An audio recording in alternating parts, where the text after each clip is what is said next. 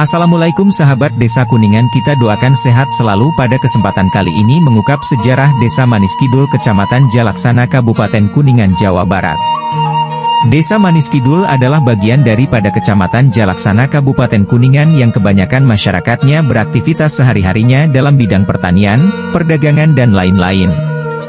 Dengan luas wilayah 137,20 ha yang terdiri dari tanah permukiman, tanah persawahan, ladang dan perkebunan.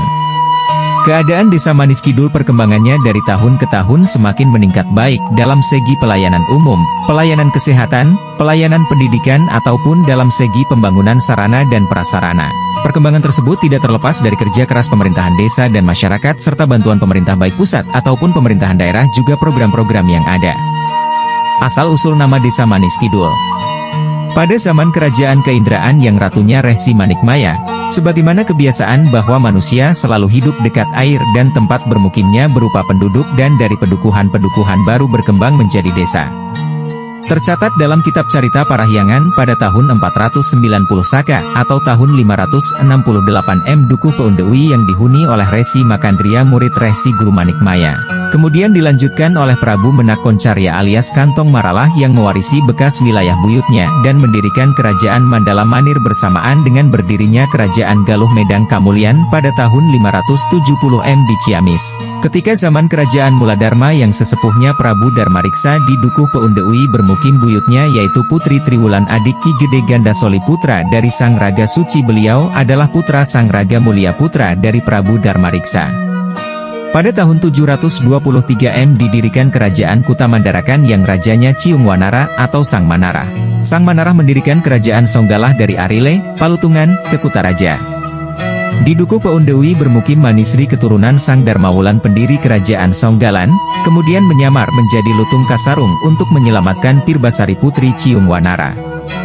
Pada tahun 1373 ketika zaman Kerajaan Galuh dirajai oleh Prabu Siliwangi yang ketiga, Sang Dewa Niskala pernah singgah di Dukuh Peundeui, situs Batu Gajah dan Sumur Tujuh, sampai putranya yang kemudian menjadi Prabu Siliwangi IV, sang pamanah rasa kawin dengan Sang Cantring Manikmayang, putri Sang Haliwingan Raja Pasundan dan tinggal di Jalaksana, situs alun-alun burung.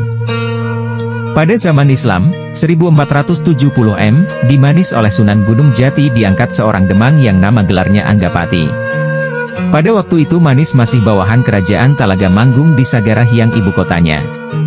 Ketika Kerajaan Talaga di bawah pemerintahan Pangeran Arya Wangsa Govarana, Manis di bawah Ketumenggungan pada Menak yang dipegang oleh Raden Padmanegara yang kemudian dikenal dengan gelar Pangeran Arya Salingsingan.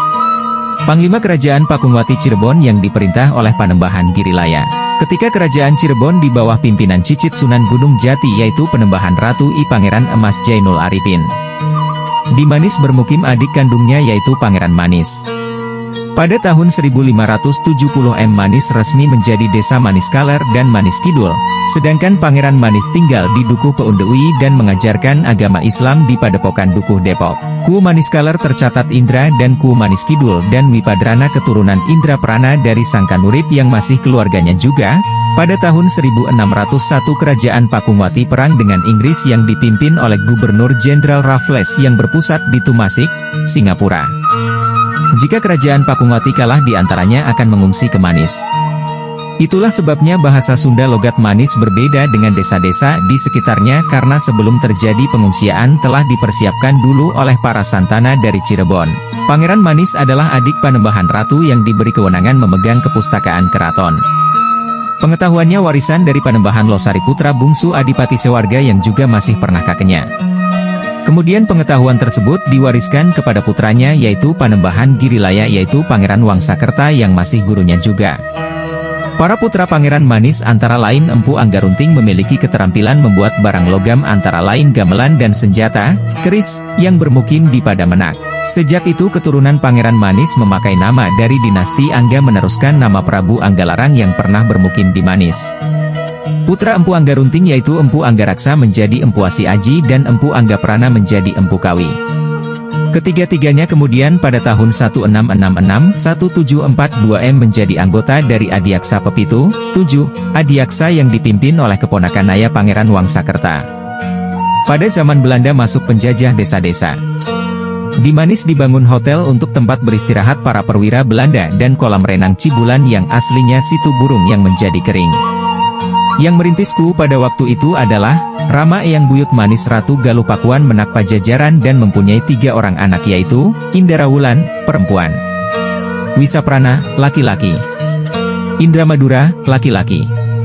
Pada tahun 1838 yang menjadi Ku Desa Manis Kaler adalah Wisaprana dan Ku Desa Manis Kidul adalah Indra Madura. Kesimpulan, nama Cibulan berasal dari Kebobulan dan Putri Tari Wulan, Wulan artinya bulan. Perkawinan Kebowulan dan Puahap Sari Jabung, ditandai dengan upacara adat kawin cai. Nama Manis berasal dari Sang Manisri, penguasa Manis, dan dari Pangeran Manis yang mempunyai wewenang sebagai pujangga keraton dalam kepustakaan.